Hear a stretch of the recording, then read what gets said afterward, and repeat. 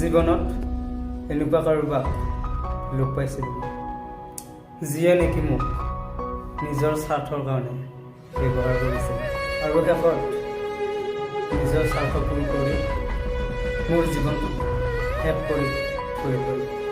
অথচ কোনোদিনে মই গমেই নাপালোঁ তেওঁ অভিনয়বোৰ এতিয়া না জীয়াই থাকিব পাৰিছোঁ না মৰিব পাৰিছোঁ। কেৱল উশাহটো আছে বাবে জীয়াই আছোঁ। নিজকে কষ্ট দি দি মাথো সময়বোৰ পাৰ কৰিছোঁ। মৃত্যুৰ ক্ষণ গণি গণি তথাপি জীয়াই আছোঁ। হয়তো আশাৰ সপোনবোৰ পূৰ হৈ আহে। তুমি মই এটি হলে জনম জনমলে নালাগে আৰু একো